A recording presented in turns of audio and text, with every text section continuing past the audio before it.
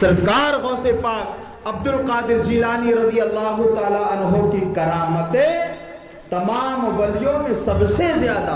سرکار غوث پاک عبد القادر جیلانی بڑا عمدہ لباس پہنا کرتے تھے، بہت عمدہ کپڑا پہنا کرتے تھے، اور جہاں پر غوث پاک عبد القادر جیلانی اپنے وقت کے ولی کامل تھے، مرشد برحق تھے، جہاں پر اتنے سارے کمالات کے مالک تھے، وہیں پر بہت بڑے تاجر و آجر بھی تھے، بہت بڑی تجارت کیا کرتے تھے، بہت مالدار تھے، اچھے اچھے کپڑے پہنتے.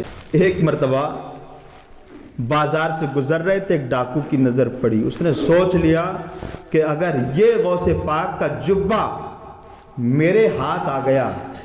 ٹائم زیادہ ہو رہا ہے، تکلیف کی تو کوئی بات نہیں، آپ لوگ کو کوئی تکلیف تو نہیں؟ تھوڑا سا میں 5-10 منٹ کا ٹائم ہے نا، کتنا ٹائم لوں گا. آپ غوث پاک عبد القادر جیلانی کے جبے پر اس کی نظر پڑی تو وہ جو ہے نا بڑا شائق ہو گیا کہ یہ جبہ اگر میرے ہاتھ آ گیا اور اس جبے کو میں نے مارکیٹ میں جا کر فروخت کر دیا، بیچ دیا، تو میں مالدار ہو جاؤں گا، میں مالا مال ہو جاؤں گا. وہ غوث پاک کے پیچھے پیچھے پیچھے پیچھے چلا، اور چلتے چلتے غوث پاک اندر ہوئے تو چپکے سے وہ بھی اندر ہو گیا. غوث پاک عبد القادر جیلانی نے دروازہ بند کر دیا.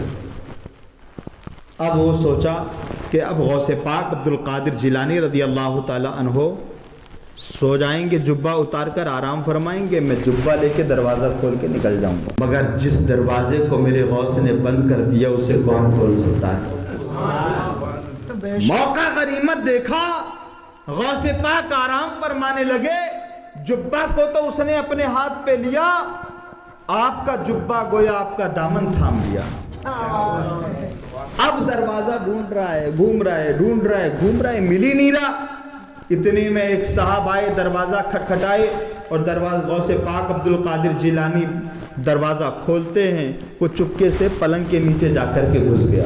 غوث پاک عبد القادر جیلانی کہتے ہیں کیوں، کیا بات ہے؟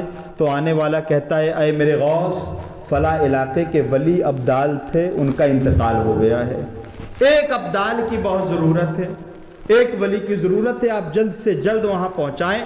دیکھیے حضرات، یہ اولیاء اللہ بھی نا یہ ہم لوگوں کے بگڑے کاموں کو بناتے ہیں. اولیاء اللہ کے در سے، ولیوں کے در سے ہمیں بہت کچھ ملتا ہے. کہنے لگے حضور اگر تاخیر ہو گئی تو وہاں کے حالات بڑے چینج ہو جائیں گے، بڑے بگڑ جائیں گے، فوراً چاہیے. آپ نے کہا جو میرے پلنگ کے نیچے اسے لے کے جاؤ. وہ گھبرا گیا، یا اللہ یہ کیا موقع آ گیا، پریشان ہو گیا. کہا لے جاؤ. وہ ڈرتے ڈرتے، کانپتے کانپتے، لرزتے لرزتے ہاتھ جوڑ کر کھڑا ہو گیا. کہا سرکار کیا کہا کہ میں جا کے علاقہ سنبھالوں؟ میں تو ایک چور ہوں، چور. میں برابر قرآن پڑھنا نہیں جانتا، کلمہ پڑھنا نہیں جانتا، مسائل شریعت نہیں جانتا، مجھے کچھ بھی نہیں پتا ہے. آپ مجھ کو ولی بنا کر بھیج رہے ہیں. سرکار غوث پاک کہتے ہیں جاؤ جاؤ.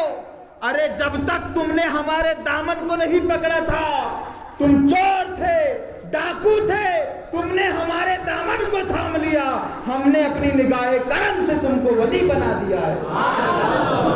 تم نے غوث پاک عبد القادر جیلانی نے فرمایا جاؤ علاقہ سنبھالو، تو گویا آیا تھا تو ڈاکو بن. جیل اور قید کے معاملات کو دیکھیں تو کیا ہے، ایک بار جو ہے نا اگر جیل میں چلے جاتا اور نکلتا ہے تو ڈان بن کے نکلتا ہے، اور سب لوگوں کو بڑے اپنے سینے کی بٹن کھول کر کے تان کے سینہ تان کے کہتا ہے کہ میں نے ایک کیس کیا ہے، تیرا بھی کر دوں گا. لوگ بھی ڈرتے بھیا یہ جیل جا کے آیا، اس سے ٹکراؤ مت. یہ دنیا کی جیل ہے.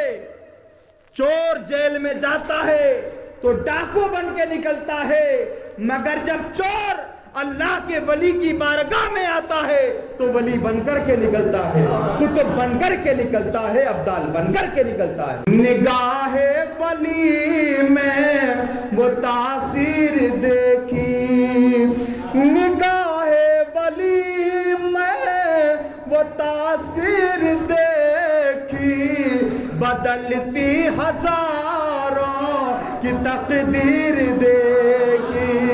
بدلتی ہزاروں کی تقدیر دیکھی. ماشاء اللہ.